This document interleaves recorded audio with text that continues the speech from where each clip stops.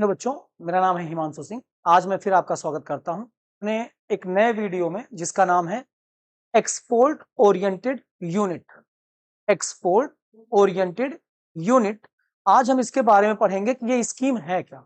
Export oriented unit scheme के बारे में हम जानेंगे, जो कि इंटरनेशनल ट्रेड का एक इंपॉर्टेंट टॉपिक है और ये हमेशा फॉरेन ट्रेड में बहुत इंपॉर्टेंट टॉपिक बताया जाता है। जैसे कि स्पेशल इकोनॉमिक जोन के बारे में आपने पिछला वीडियो पढ़ा, वैसे आप आज ईओयू के बारे में जाने। ठीक है, चलिए शुरू करते हैं। अब देखते हैं इसमें कि होता क्या है। बच्चों, आपने इसके पहले सेज के बारे में पढ़ा, स्पेशल इकोनॉमिक जोन के बारे में, जो कि एक लोकेशन डिसाइड होता था सरकार के द्वारा। जियोग्राफिकल लोकेशन डिसाइड हो जाता था कि आप यहां से अगर व्यापार करेंगे तो आपको सरकार कई प्रकार की सब्सिडी देगी, समझ में आएगा, और आपको सारी इंफ्रास्ट्रक्चर वगैरह देगी ताकि आपको मैन्युफैक्चर करने और प्रोडक्शन करने में दिक्कत ना हो और उसको बना करके आप एक्सपोर्ट कर सकें। तो आपने देखा कि स्पेशल इकोनॉमिक जोन भी एक एरिया होता है जहां पर एक्सपोर्ट को प्रमोट करने के लिए सरकार सारी सुविधाएं देती है और स्पेशल इकोनॉमिक जोन एक फॉरेन टेरिटरी माना जाता है। ये बात आपको पता चल गई। ठीक इसी प्रकार से कुछ मैं आपको बताने वाला हूं स्पेशल इकोनॉमिक जोन के अलावा सॉरी एक्सपोर्ट ओरिएंटेड यूनिट के बारे में। चलिए देखते हैं, इसको थोड़ा इरेज कर लें। ठीक है बच्चों, एक्सपोर्ट ओरिएंटेड यूनिट भी कुछ नहीं है। एक्सपोर्ट को प्रमोट करने के लिए, एक्सपोर्ट को प्रमोट करने के लिए, एक्सपोर्ट को प्रमोट करने के लिए बनाया गया एक स्कीम है। क्या है बच्चों? एक्सपोर्ट को प्रमोट करने के लिए बनाई गई एक स्कीम है जिसको सरकार ने 1981 में बनाया था। क्या स्कीम स्टार्ट हुई थी 1981 में? एक्सपोर्ट को प्रमोट करने के लिए एक स्कीम लाई गई थी भारत सरकार की तरफ से 1981 में, जिसका यह मतलब होता था कि जो भी लोग फॉरेन में एक्सपोर्ट करना चाहते हैं तो वो लोग अगर 100% एक्सपोर्ट करना चाहते हैं अपनी गुड्स और सर्विसेज को, कहां पर? फॉरेन में, तो वो लोग इस स्कीम के अंडर में आकर के ये काम कर सकते हैं। तो इस स्कीम का मतलब है कि जो हमारे देश में मैन्युफैक्चरर है, ट्रेडर है, प्रोड्यूसर है, उनको ये स्कीम ऑप्शन देती है कि आप अपने देश में जो भी माल बनाते हैं या जो भी सेवाएं बनाते हैं, गुड्स और सर्विस बनाते हैं, वो आप दूसरे देश में आराम से एक्सपोर्ट कर सकते हैं। तो मतलब इसमें अगर आप स्कीम में आकर के अपना काम करेंगे तो आपको सरकार कई प्रकार की सब्सिडीज देगी, कई प्रकार से सरकार आपकी मदद करेगी, आपको सपोर्ट करेगी। क्वेश्चन आता है सर इसका भी कोई क्षेत्र होता है क्या? बेटा, इसका जियोग्राफिकल क्षेत्र नहीं होता है स्पेशल इकोनॉमिक जोन की तरह।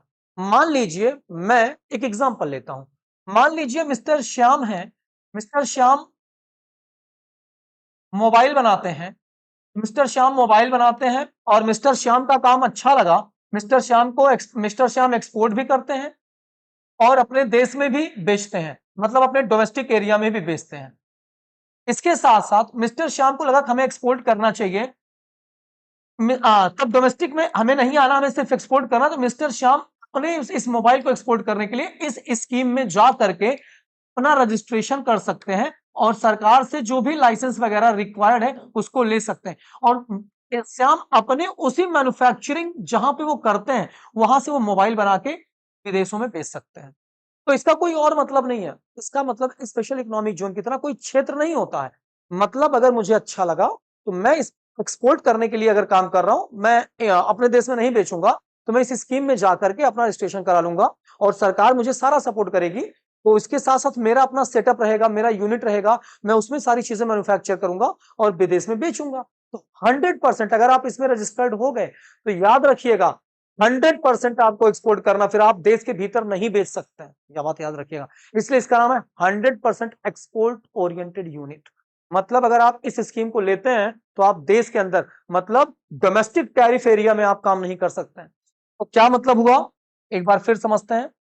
देखिए, अगर कोई व्यक्ति है, कोई ट्रेडर है, कोई मैन्युफैक्चरर है, वो चाहता है विदेश में एक्सपोर्ट करना, तो वो ईओयू में जाकर के अपना रजिस्ट्रेशन करा सकता है इस स्कीम में और वो एक्सपोर्ट को ज्यादा से ज्यादा कर सकता है। फिर वो अपने देश के भीतर डोमेस्टिक एरिया के अंदर वो चीजों को नहीं बेच सकता, जिसको कि हम डीटीए कहते हैं, डोमेस्टिक टैरिफ एरिया भी कहते हैं। यहां पर फिर आप अपने देश में नहीं बेच सकते, फिर आपको 100% एक्सपोर्ट करना पड़ेगा अपनी गुड्स और सर्विसेज को।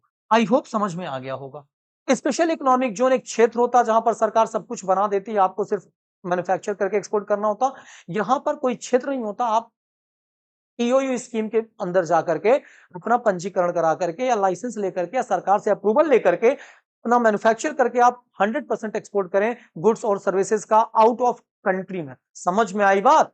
ये होता। अब यह आया कब? 1981 में आया। और इसमें अगर आपको इन्वेस्ट करना है तो कम से कम 1 करोड़ रुपया आपको अपनी प्लांट और मशीन पे लगाना पड़ेगा। कितना? कम से कम 1 करोड़ रुपया अपनी प्लांट और मशीन पे आपको लगाना पड़ेगा। साथ ही साथ यह एग्रीकल्चर, एनिमल हस्बेंड्री जो मतलब एनिमल वगैरह का काम है, या फिर सॉफ्टवेयर या हार्डवेयर जैसी टेक्नोलॉजी पर लागू नहीं होता है। मतलब 1 करोड़ रुपया आप प्लांट और मशीनरी पर अगर लगा रहे हैं, जरूरी नहीं कि अगर आप एनिमल का काम कर रहे हैं, एग्रीकल्चर का काम कर रहे हैं, या फिर आप कोई सॉफ्टवेयर बना रहे हैं या कोई हार्डवेयर टेक्नोलॉजी आप बना रहे हैं तो आपको 1 करोड़ लगाना पड़े। आप उससे कम भी लगा सकते हैं, बट इसके अलावा अगर किसी और चीज का काम करेंगे तो कम से कम 1 करोड़ का इन्वेस्टमेंट आपको करना पड़ेगा।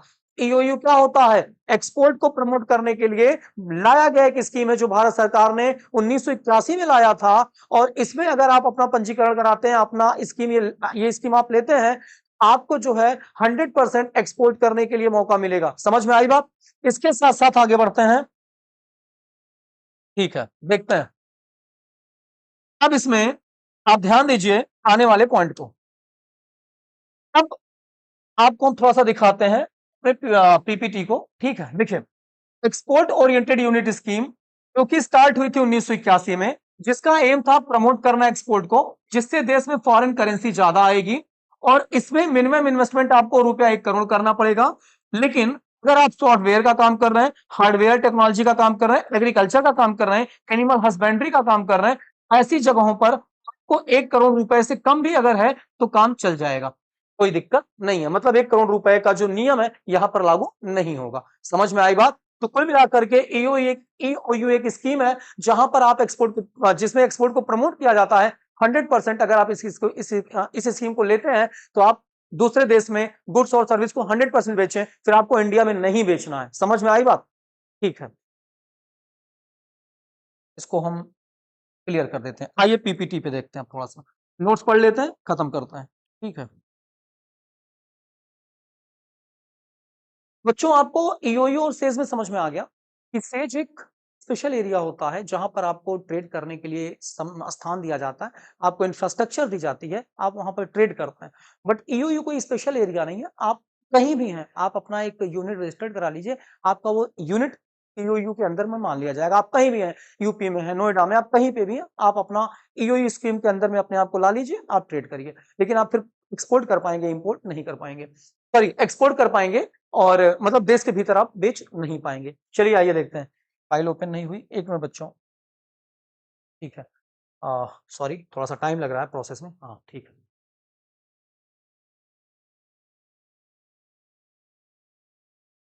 ठीक है, देखते हैं। तो ये स्कीम आपको अब मैं बता दूंगा, 5 मिनट लगेगा, खत्म हो जाएगा।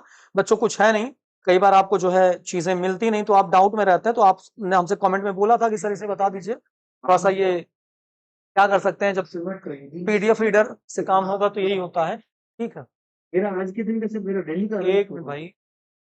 हाँ ठीक है, सॉरी, हाँ थोड़ा सा हट जाए यार। ये पीडीएफ रीडर जो होता है, ये जो थर्ड पार्टी ऐप है, आपको पता है कि जैसे ही नेट से कनेक्ट होता अपना thing बताने लगता है। 1 मिनट बच्चों, थोड़ा सा पिक्चर नहीं देख रहा हूँ मैं। ठीक है यार, कैसे हटेगा? आ जाओ भाई। हाँ आ गया, ठीक है। ऑटोमेटिक हट गया क्या? अब ये क्या है? पीडीएफ, ये चेकिंग इन्फॉर्मेशन ओशन आ रहा है। 1 मिनट बेटा, 1 मिनट रुक जाओ। पता नहीं क्या क्या है भाई, वेरीफाइड इट्स टू। ठीक है, होम पर आते हैं। सॉरी बच्चों, क्या बताएं, क्या क्या नाटक है इसमें। रुक जाओ बेटा, वेट कर लो।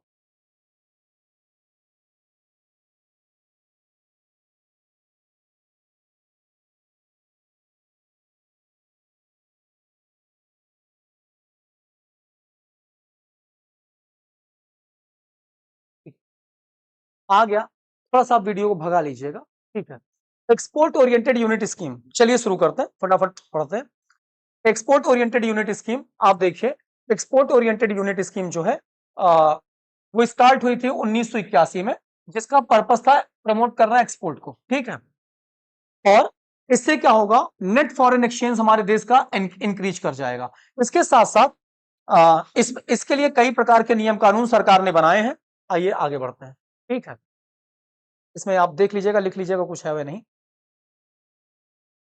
अब आता है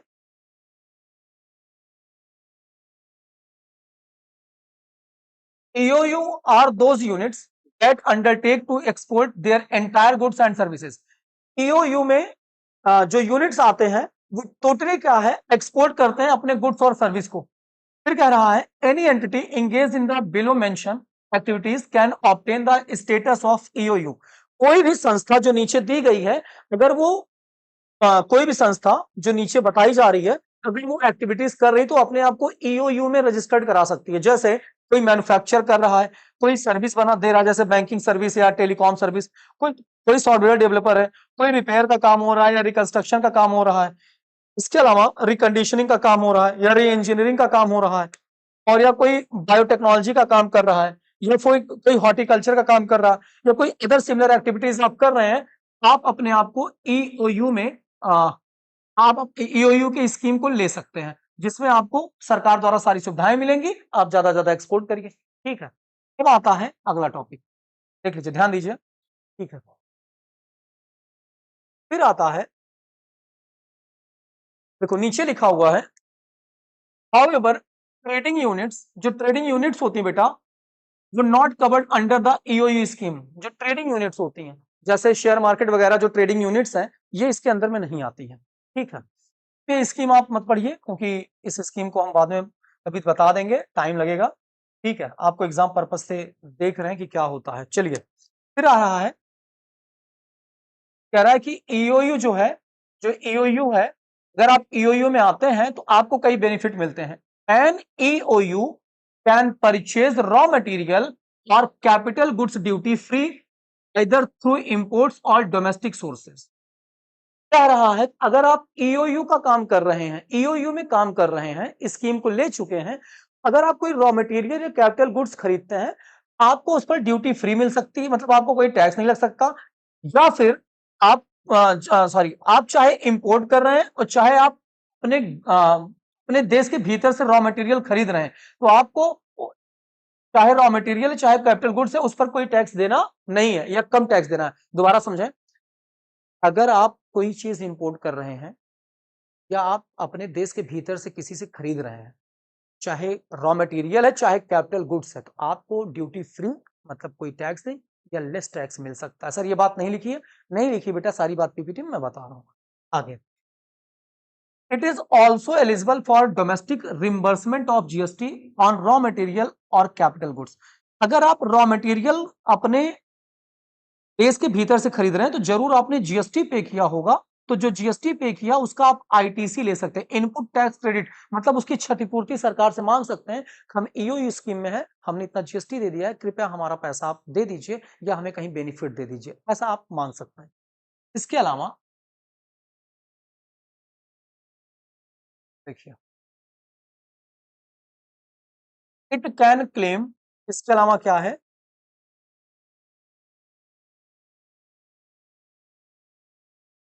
it can claim reimbursement of duty paid on fuels, fuel मतलब ईंधन, obtain from domestic oil companies.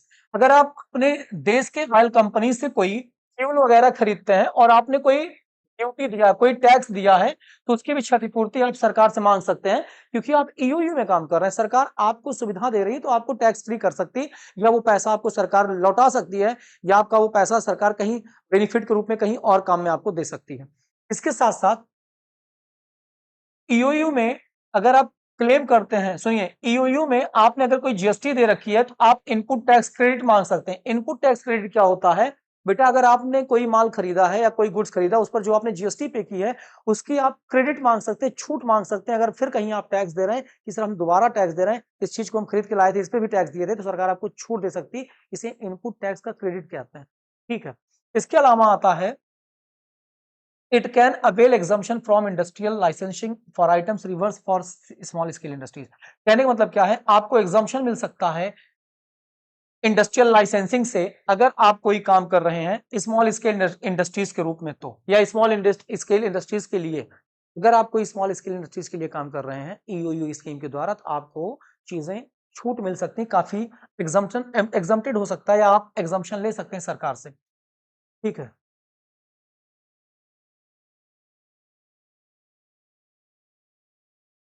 अब एफटीपी रूल्स क्या हैं? देखो बेटा, एफटीपी मतलब होता है फॉरेन ट्रेड, एफटीपी का मतलब होता है फॉरेन ट्रेड। तो फॉरेन ट्रेड पॉलिसी में इसके लिए क्या नियम बताए गए?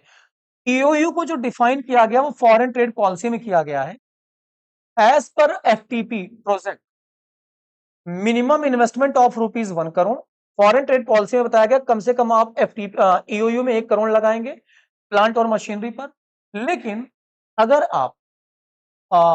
आप क्या कह सकते हैं यहां से, अगर आप सॉफ्टवेयर टेक्नोलॉजी का काम कर रहे हैं, आप हार्डवेयर टेक्नोलॉजी का काम कर रहे हैं, आप बायोटेक्नोलॉजी का काम कर रहे हैं, आप कोई इंफॉर्मेशन टेक्नोलॉजी काम कर रहे हैं, आप कोई सर्विस कर रहे हैं, कोई एग्रीकल्चर या एनिमल हस्बेंड्री का काम कर रहे हैं, आप कोई हैंडीक्राफ्ट का काम कर रहे हैं, आप कोई हैंडमेड काम कर रहे हैं, ज्वेलरी बना रहे हैं, तो ये सारी चीजें करने के लिए आपको 1 करोड़ रुपए का इन्वेस्टमेंट की करने की जरूरत नहीं है। समझ में आई? ठीक है,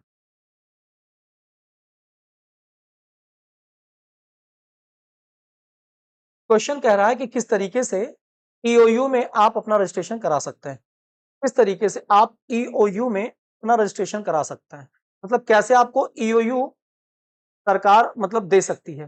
तो क्वेश्चन कह रहा है किस तरीके से आपको ईओयू स्कीम मिल सकता है। आइए देखते हैं स्टेटस आप कैसे ले सकते हैं उसके अंदर। तो देखिए, अगर आपको ईओयू स्टेटस ऑब्टेन करना है, मतलब अगर आपको ईओयू स्टेटस पाना है, आप जो है कोई संस्था, आपको एक एप्लीकेशन देना पड़ेगा बोर्ड को अप्रूवल के लिए, और बोर्ड जो है आपको परमिशन देगी, और फिर आप अपना ईओयू बना सकते हैं, अपना एक्सपोर्ट ओरिएंटेड यूनिट बना सकते हैं, अपने बिजनेस को एक्सपोर्ट ओरिएंटेड में कन्वर्ट कर सकते हैं। और फिर कह रहा है letter hold initial validity of 2 years, मतलब इसमें आपको शुरुआत में 2 साल की वैलिडिटी मिलती है, जिसमें एक यूनिट अपने आप इंस्टॉल कर सकते हैं, प्लांट लगा सकते हैं, मशीनरी लगा सकते हैं। The application can obtain an extension of 1 year after starting. अगर आप ईओयू में स्टेटस मतलब ईओयू में आना चाहते हैं, तो आपको बोर्ड जो सरकार का है उसको आपको एप्लीकेशन देना होगा, वो 2 साल के लिए आपको परमिशन देगी। अगर 2 साल में आप चाहते हैं कि रिन्यूअल कराएं, तो 1 साल, 2 साल बीतने के 1 साल पहले, मतलब 1 साल बीतने के जस्ट बाद आपको एक एप्लीकेशन देना होगा, हमें रिन्यूअल कर दीजिए, फिर आपको जो है रिन्यूअल कर दिया जाएगा। ये इसका मतलब है। अब देखते हैं, तो 1 मिनट यार।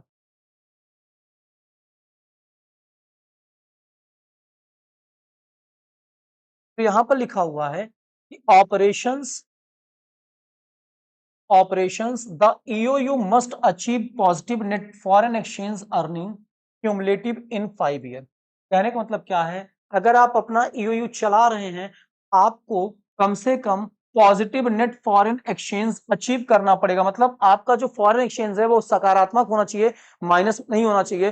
तब जाकर के, और 5 सालों में जो आप अगर ईओयू चला रहे हैं, तो 5 सालों में आपका जो फॉरेन से आपने एक्सचेंज कमाया है, रुपया कमाया, वो पॉजिटिव होना चाहिए, माइनस नहीं होना चाहिए, नहीं तो आपका ईओयू फिर बंद, मतलब अप्रूवल कैंसिल कर दिया जाएगा। फिर आता है, थोड़ा सा मुझे व्हाइट बोर्ड चलाने में दिक्कत हो रही, सॉरी डिजिटल बोर्ड चलाने में प्रॉब्लम आ रही, लेकिन ठीक है, चलिए समझ जाएंगे हम लोग, अभी 2-3 दिन लगेगा। अब आप पूछ रहे अगर आप इससे निकलना चाहते हैं, ईओयू से अगर आप निकलना चाहते हैं, तो आप कैसे निकल सकते हैं। आप अगर अपने बिजनेस को ईओयू से बाहर ले जाना चाहते हैं, भाई हम सिर्फ एक्सपोर्ट नहीं करेंगे, हम देश में भी बेचेंगे, अगर आप ईओयू के बाहर जाना चाहते हैं, तो आप क्या स्कीम फॉलो करेंगे, कैसे आप करेंगे? अगर आप ऐसा करना चाहते हैं, आपको डिप्टी कमिश्नर से, किससे? डिप्टी कमिश्नर से अप्रूवल लेना होगा, जो कस्टम का डिप्टी कमिश्नर होगा। फिर कह रहा है अगर आप एग्जिट करना चाहते हैं, तो आपको इसके लिए पेमेंट देनी पड़ेगी, टैक्स की, एक्साइज की, कस्टम की। इसके साथ साथ IGST, SGST, CGST, इसके साथ साथ आपको जो भी कॉम्पेंसेशन सेस वगैरह लग रहा वो भी देना पड़ेगा और आपको इंडस्ट्रियल पॉलिसी को फॉलो करना पड़ेगा। इसके बाद आप एग्जिट हो सकते हैं। अगर मान लीजिए आप ईओयू से बाहर जाना चाहते हैं, आपको लगता है कि सर ईओयू में फायदा नहीं है, तो आप बेटा सारी चीजों मतलब सारे टैक्स, सारे कस्टम, सारे ड्यूटी, जीएसटी, आईजीएसटी, सीजीएसटी जो भी है, आपको फिल करके दे करके तभी आप वहां से बाहर जा सकते हैं। तो मतलब इसमें जाना आसान है, निकलना आसान नहीं है। समझ में आई बात? ईओयू क्या है, दोबारा अगर रिकैप करें तो ईओयू एक ओरिएंटेड एक्सपोर्ट ओरिएंटेड स्कीम है। अगर आप चाहें तो अपने एक इस स्कीम को लेकर के आप प्लांट और मशीनरी लगा करके कोई मैन्युफैक्चरिंग करके विदेश में माल बेच सकते हैं। 100% आपको गुड्स और सर्विस वही बेचनी होगी, आप देश के भीतर नहीं बेच पाएंगे। इसके अलावा अगर आप करते हैं तो आपको कई प्रकार का कंसेशन, टैक्स में छूट वगैरह सरकार आपको देगी। लेकिन क्वेश्चन है कि आप इसमें आएंगे कैसे? आपको बोर्ड ऑफ डायरेक्टर को परमिशन दे एप्लीकेशन देना पड़ेगा। 2 साल के लिए आपको वैलिडिटी मिलेगी। अगर 2 साल में आपने अच्छा किया है तो आपको एप्लीकेशन देकर के रिन्यूअल कराना पड़ेगा। लेकिन ध्यान दीजिएगा, इसके अलावा अगर आप इससे निकलना चाहते हैं तो आपको सारे पेनाल्टी वगैरह भर करके निकलना पड़ेगा, सारे जीएसटी वगैरह चुका करके निकलना पड़ेगा और इसमें कम से कम 1 करोड़ का मिनिमम इन्वेस्टमेंट होता है। अगर आप एनिमल हस्बेंड्री का काम कर रहे हैं, सॉफ्टवेयर टेक्नोलॉजी काम कर रहे हैं, हार्डवेयर का काम कर रहे हैं, किसी का भी काम कर रहे हैं, तो आपके लिए 1 करोड़ रुपए लगाने की आवश्यकता नहीं है। तो बच्चों, ईओयू क्या है? ईओयू एक एक्सपोर्ट को प्रमोट करने का स्कीम लाया गया 1981 में और ये सेज से बिल्कुल अलग है। सेज एक स्पेशल एरिया होता है, ईओयू में कोई एरिया डिसाइड नहीं होता है। आप स्कीम ले लीजिए, आप चाहे जहां से भी इसका बिजनेस कर सकते हैं। थैंक यू मेरे बच्चों, मिलते हैं अगली वीडियो में।